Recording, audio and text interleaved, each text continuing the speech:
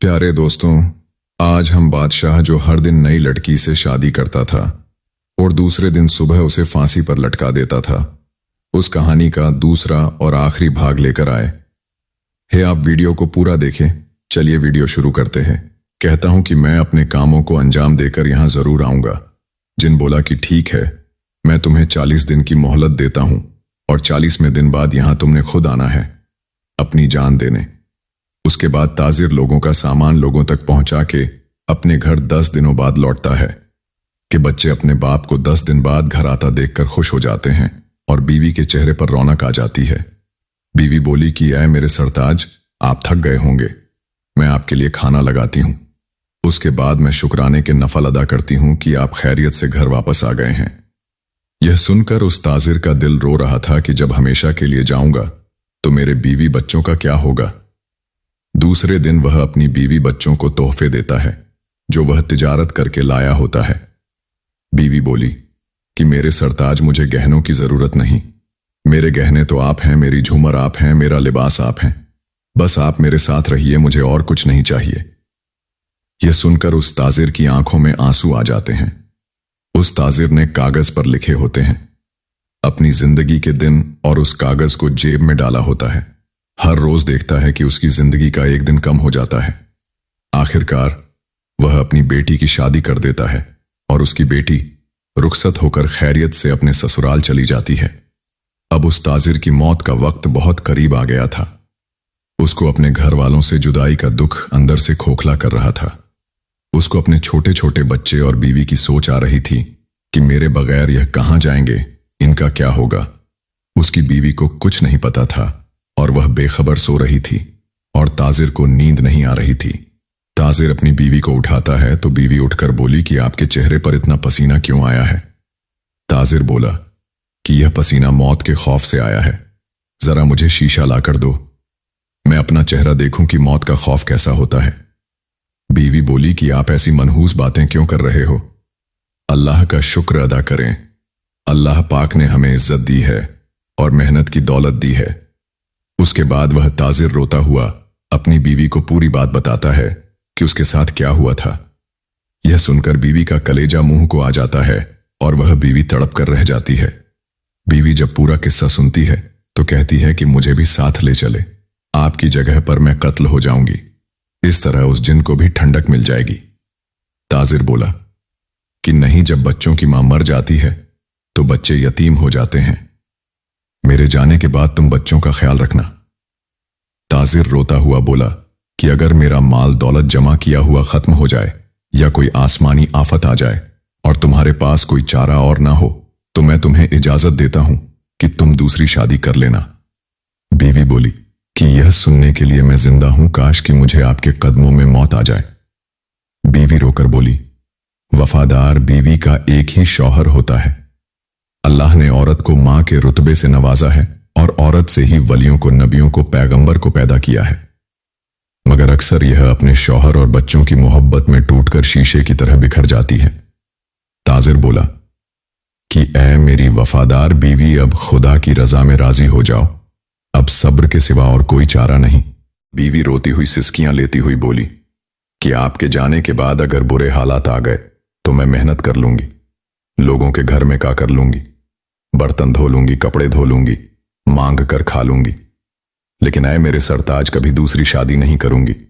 मेरी खुशियां आप हैं, मेरी रौनक आप हैं, मेरी सांसें आपसे जुड़ी हैं। यह कहकर वह अपने शौहर के सीने से लग के रोती है। अब वह दोनों आखिरी बार एक दूसरे को देखकर खूब रोते हैं। मलिका यह किस्सा सुना रही होती है तो बादशाह बोला कि वाह क्या औरत है, ऐसी औरत भी दुनिया में होती है, ऐसी नेक और पाक दामन वफादार बीवी की दहलीज पर फरिश्ते भी नमाज पढ़ना अपना फख्र समझेंगे। मल्लिका बोली, जी दुरुस्त फरमाया, इस दुनिया में कुछ औरतें और मर्द ऐसे हैं जो मियां बीवी के पाक रिश्ते को गुनाहों से खराब कर देते हैं। कुछ बदक औरतें होती हैं जिनकी वजह से ऐसी नेक औरतों पर भी उंगली उठाई जाती है और उनको बदनाम किया जाता है। यह सुनकर बादशाह सोच में पड़ जाता है। मल्लिका अब आगे किस्सा सुनाना शुरू करती है कि सुबह होते ही ताजिर अब अपने सफर को रवाना होने को होता है। ताजिर के बीवी बच्चे रो रहे होते हैं तड़प रहे होते हैं और आखिरी घड़ियों में एक दूसरे को सलाम कर रहे होते हैं। आखिरी सलाम करने के बाद ताजिर सफर के लिए रवाना हो जाता है और सफर तय करने के बाद अब वह उस मंजिल पर पहुंच जाता है जहां उसने अपनी जान देनी होती है। ताजिर जिनको आवाज देता है कि ऐ शहंशाह, जिन मैं हाजिर हो गया हूं और मेरे 40 दिन पूरे हो गए हैं, आओ और मेरी जान ले लो और अपना बदला पूरा कर लो। जिन बाहर आकर बोला, ऐ बहादुर नौजवान, तुम पर ताज्जुब है कि तुम इस तरह मेरे पास मौत के मुंह में आ गए, लेकिन ऐ आदमजात, मैं तुम्हें मारूंगा नहीं, मैं तुम्हें माफ कर चुका हूं। जिन बोला कि मुझे उस दिन तुम पर यकीन नहीं आया था, इसलिए उस दिन से मैं तुम्हारा पीछा कर रहा था और तुम्हारे बारे में जानना चाहता था कि तुमने जो कुछ भी मुझे बोला था वह सच था कि नहीं। लेकिन मैं जान गया कि तुम बहुत नेक और सच्चे हो और तुम्हारे जैसे लोग इस दुनिया में बहुत कम हैं, और मैं तुम्हें मारकर एक और नेक इंसान कम नहीं करना चाहता। ऐ बहादुर नौजवान, मैंने तुझे माफ कर दिया है। अब जाओ, तुम अपने बीवी बच्चों के पास, वह रो रहे हैं।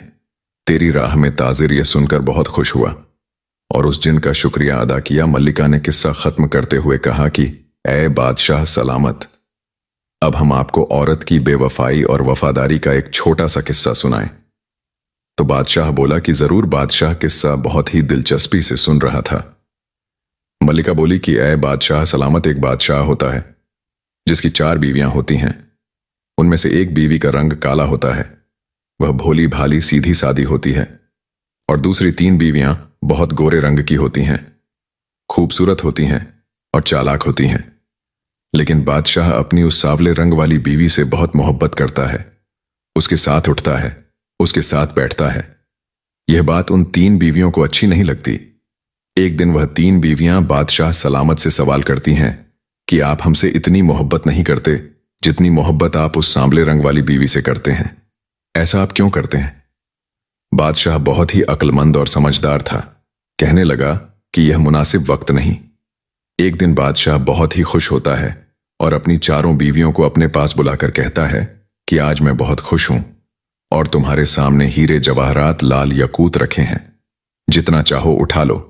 एक बीवी को छोड़कर बाकी 3 बीवियों झोलियां भर लेती हैं और बादशाह से कर कहती हैं कि जिससे आप सबसे ज्यादा मोहब्बत करते थे वह तो वहीं बुत बनकर खड़ी हुई है। उनका यह कहना ही था कि वह सांवले रंग वाली बीवी आती है और बादशाह का हाथ थाम लेती है और कहती है कि ऐ बादशाह सलामत, मुझे यह सब नहीं चाहिए, मुझे तो आप चाहिए हो। अगर आप मेरे तो यह सब भी मेरा। ऐ बादशाह सलामत, मेरी खुशियां आप हो, मेरे गहने आप हो, मेरा लिबास आप हो, मेरी रौनक आप हो, मेरा सब कुछ आप हो। बादशाह को अपनी उस बीवी से यही उम्मीद थी। बादशाह अपनी दूसरी बीवियों से कहने लगा कि तुम लोगों ने उस दिन मुझसे सवाल किया मैं इससे ज्यादा मोहब्बत क्यों करता हूं, तो सुनो, आज तुम तीनों ने इसकी समझदारी अक्लमंदी देख ली है। तुम तीनों ने जेवरात गहने को उठाया और इसने मुझे चुना है। यह मुझे इतनी मोहब्बत करती है कि इसके लिए यह दुनियावी चीजें मायने नहीं लगती, इसीलिए ही मैं इससे ज्यादा मोहब्बत करता हूं। और हां, यह सांवले रंग वाली जरूर है, लेकिन ले यह दुनिया की समझदार बीवी है।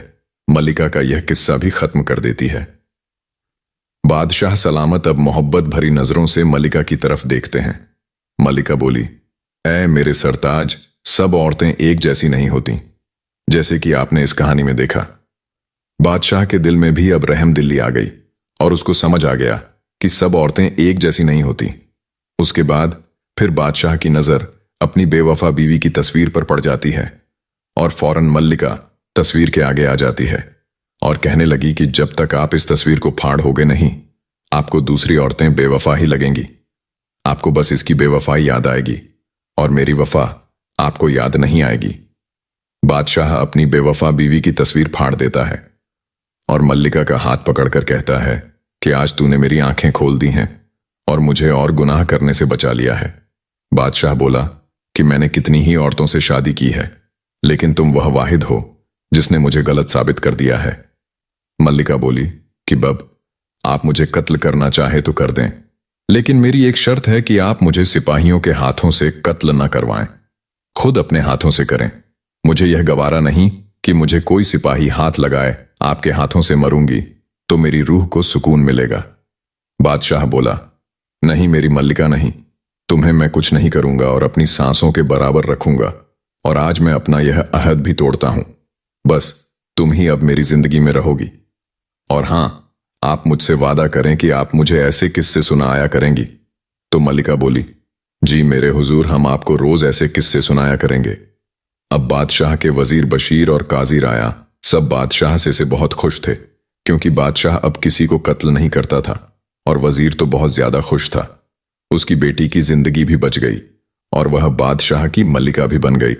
तो नाजरीन, हमारी इस वीडियो के कमेंट बॉक्स में जरूर बताइएगा कि यह किस्सा आपने पहले भी सुना है या आज पहली बार सुन रहे हैं। और अगर आपने यह कहानी पूरी सुनी है तो कमेंट बॉक्स में मुकम्मल या कंप्लीट का लफ्ज जरूर लिखिए, ताकि हमें पता चल जाए कि कितने लोगों ने हमारी इस स्टोरी को मुकम्मल देखा है। और अगर आपको यह स्टोरी अच्छी लगी है, पसंद आई है, तो पसंदगी का इजहार यह होता है कि आप इस वीडियो को आगे भी लोगों तक शेयर कर दें। और ऐसी मजीद वीडियोस देखने के लिए हमारे चैनल इस्लामिक जिंदगी को अभी सब्सक्राइब कर लें। मिलते हैं एक नई वीडियो के साथ, तब तक के लिए अल्लाह हाफिज।